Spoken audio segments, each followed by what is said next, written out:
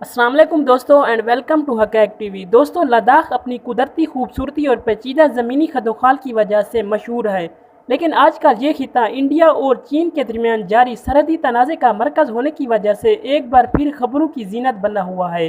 गुज़श्ता साल अगस्त में इंडिया की जानब से इस खिते का स्टेटस तब्दील कर दिया गया है। लद्दाख की सरजमीन यहाँ मौजूद झीलों, बर्फ़पोश पहाड़ों और तंग गुज़रगाहों की वजह से मुनफरद करार पाती है।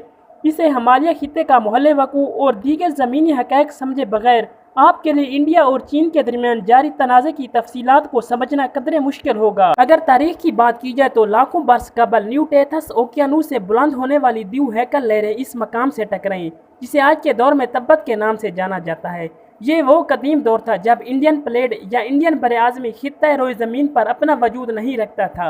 इंडिया के शुमाली इलाके देहरादून में वाक़ वादी इंस्टीट्यूट ऑफ हिमालयन जियोलॉजी से वाबस्ता साइंसदान प्रदीप श्रीवास्तव ने बताया है 40 से 50 लाख कबल इंडियन प्लेट मौरज़ वजूद में आई और इसका एशियाई प्लेट से टकराव हुआ और चंद दीगर वाक़यात वकूअ पज़ीर हुए।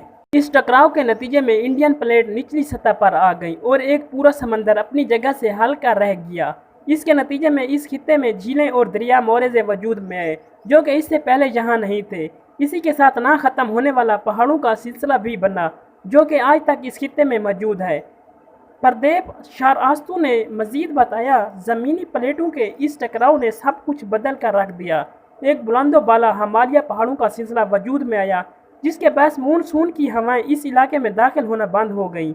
इसके नतीजे में सरसब्ज़ व शदाब लद्दाख का इलाका एक खुश्क और शदीद यख बस्ता सहरा में बदल गया। बारिश अब इन खुश्क पहाड़ों तक नहीं पहुँच पाती। इस बुनियाद पर हम कह सकते हैं कि इस खित्ते की इब्तदा ही टकराव और मुकाबले की सूरत में पड़ी और इस वक्त से अब तक लद्दाख तसादम का एक मुनफरद मरकज़ है। ये बातें उस वक्त से मुतल्लिक़ हैं जब तारीख़ की इब्तदा भी नहीं हुई थी। अब आइए इस खित्ते की तारीख़ के बारे में जानते हैं। सन 1834 में डोगरा जंगजू गुलाब सिंह ने लद्दाख पर कब्जा कर लिया और इस तारीख दान क्रिस्टोफर ने अपनी किताब अंडरस्टैंडिंग कश्मीर एंड कश्मीरीज़ में गुलाब सिंह के लद्दाख पर कब्जे को इंतहाई अहम कामयाबी करार दिया और इसकी वजह यह थी कि इस इलाके पर कब्जे ने रंजीत सिंह को मकामी भेड़ बकरियों से हासिल होने वाली ऊन की तजारत पर कंट्रोल हासिल करने के काबिल बना दिया। इसके बाद यह इलाका थोड़े अरसे के लिए तिब्बत और चीनी फोर्सेस के ज़ेर कब्जा रहा, ताहम जल्द ही यानी सन 1842 में इसे वापस ले लिया गया। इस वाक़े के 101 साल बाद नई बनने वाली दो रियासतें पाकिस्तान और इंडिया में लद्दाख पर कब्जे को लेकर जंग हुई। सन 1950 से लेकर अब तक इंडिया और चीन इस खित्ते की मालकियत पर आमने सामने नहीं आए थे। इंडिया फ़ौज के साबिक नायब army chief lieutenant general S के पटेल, जो लद्दाख को सबसे बेहतर समझते हैं और सन 2018 में रिटायर्ड हो चुके हैं, उन्होंने बताया कि इंडियन फ़िज़ा यहाँ के फ़ौजी अड्डे को दुनिया में सबसे बुलंद फ़ौजी अड्डा करार देती हैं, जो कि 16,300 फुट बुलंदी पर है और गुज़श्ता एक दहाई में यहाँ मुतअद्दिद बार जहाज़ों को लैंड करवाया गया।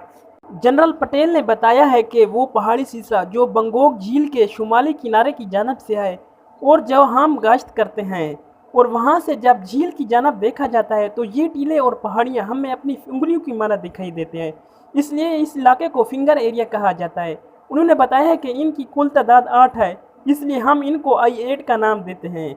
यहाँ बात यह है कि हमारे पास फिंगर 4 तक सड़क है जबकि चीन के पास फिंगर 8 तक सड़क बनी हुई है। ताहम ये इलाके मुतनाज़ हैं, इसलिए हम चीनी फ़ौजियों को वहाँ तक आने नहीं देते और हमें भी वहाँ जाने की इजाज़त नहीं है।